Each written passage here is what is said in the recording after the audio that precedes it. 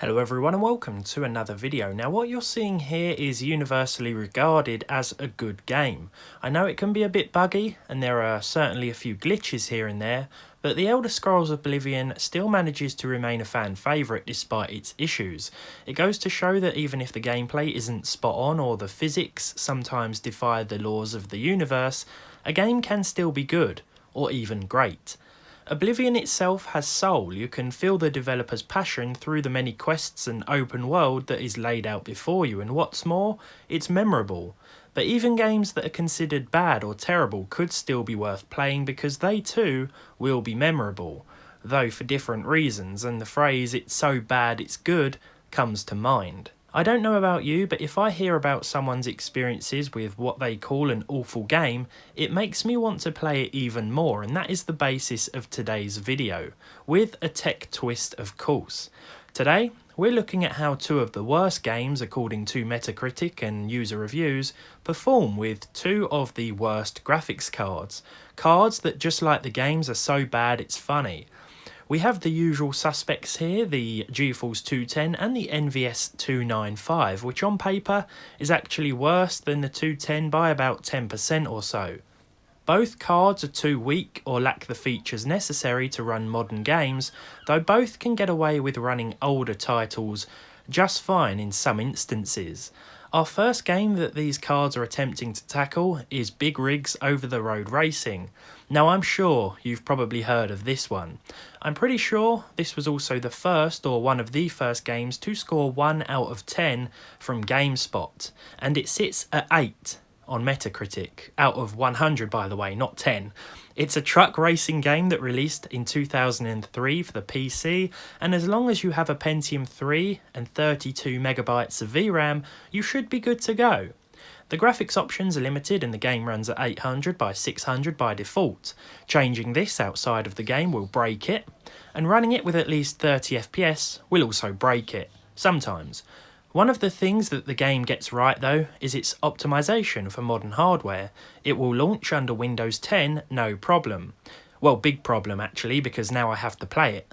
This game is patched, which unfortunately disables the awesome music, but it does mean our competitor actually moves off the start line now because he never used to. So let's say you're racing head to head and oh no, your rival gets ahead of you. Well, it's time to deploy what's known as a pro gamer move. Simply chuck a UE, put that bad boy in reverse and floor it. Before you can say hello, is that Steam support? I think the game's broken. You'll have reached hyperspeed and overtaking your fellow trucker will no longer be a problem. Want to stop? Simple. Release the key and it's job done. I made a joke about Steam support there, but you can't find this game on Steam anymore. It's technically abandonedware. In fact, no object, man-made or otherwise, will be a problem in this game because if it exists in this game's universe, you can drive through it or drive over it, unless it's a bridge. You can't drive over those. If all of your exploring suddenly means you're a few miles behind the computer, well, don't worry, because they will politely wait for you at the finish line, and before you know it, you're winner. That's the meme you're all here for, right? So we know the game runs flawlessly, should I use that word?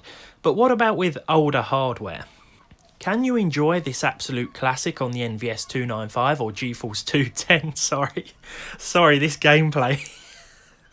I just can't do it anymore. This gameplay, mate. What is going on here with this game? I mean, we're driving over mountains. We're driving through buildings. Oh, this is so good. See, this is what I mean by good memories. Good memories make a good game. So, where was I? Can you enjoy this classic on the NVS 295 or GeForce 210? Absolutely. Crank the settings up to max if you like, because you'll have no issues here, running at 30 frames per second. I didn't bother trying the 210 after this, because if the 295 can do it, the 210 can do it 10% better. And considering we had to cap it at 30 FPS, well, you get the idea. Oh, I was even recording internally with MSI Afterburner with no adverse effects, other than slightly higher than normal CPU usage. I also experienced this weird glitch where my rear lights were visible through the back of the trailer. Oh wait, that's apparently normal after looking it up. What a game. Our next title is available on Steam, though it has fallen victim to some pretty negative reviews. Here are a few of my favourites.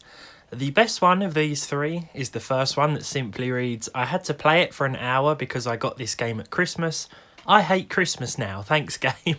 The second is slightly more graphic, yet it gives you an idea of people's views. This one also tickled me. It's a flat out sausage. The game is Flat Out 3. I've never played this one, to be honest, so I can't speak from a personal standpoint, but I gather that it didn't live up to what people expected of the Flat Out series because it was made by a different developer. I have played Flat Out 2 though, and I remember really liking that as a kid. While the minimum requirements don't sound too demanding, the recommended specs are a little beefier, especially when you consider this game released in 2011.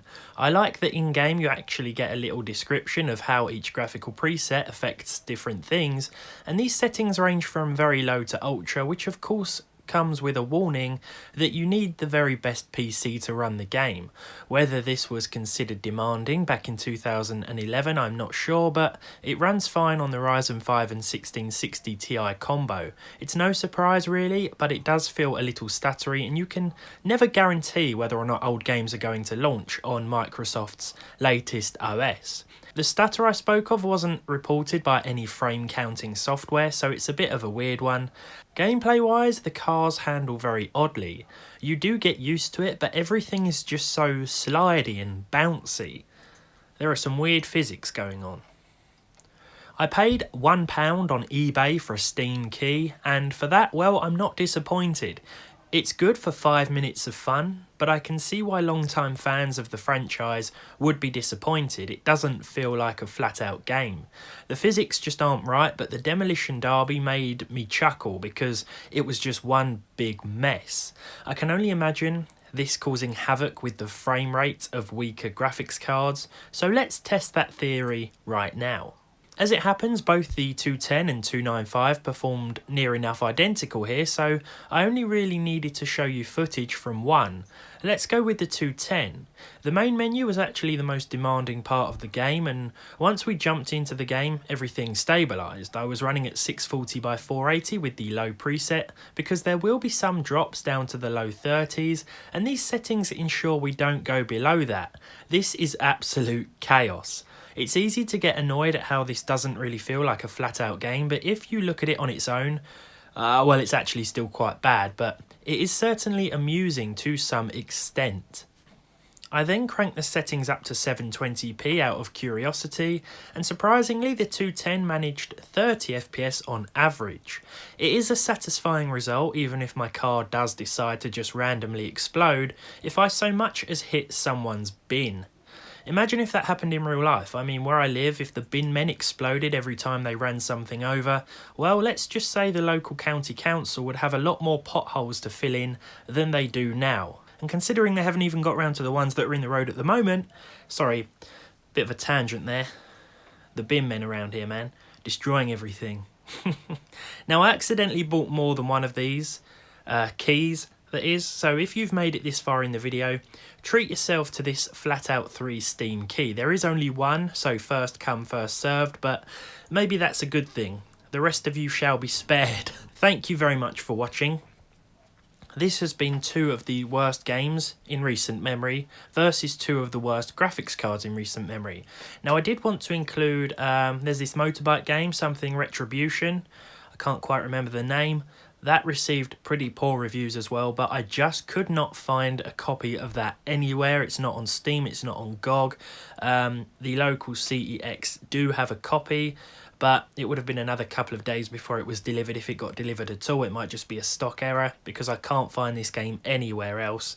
So, yeah, it's a shame I couldn't cover that one, but it has been covered numerous times by other people in the past. So, you know, I'm happy with my Flat Out 3 decision, even if the game itself wasn't very good, but I guess that was the whole point of the video, right?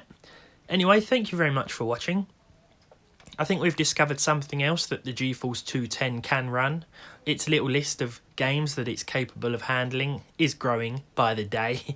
But yeah, I wouldn't really recommend either of these two anyway. But there we have it. Actually, no, forget that. I would definitely recommend both of them. especially big rigs. That is a legendary game. Thank you very much for watching. If you enjoyed it, leave a like on it, leave a dislike if you didn't. Subscribe to the channel if you haven't done so already, and hopefully I'll see all of you in the next one.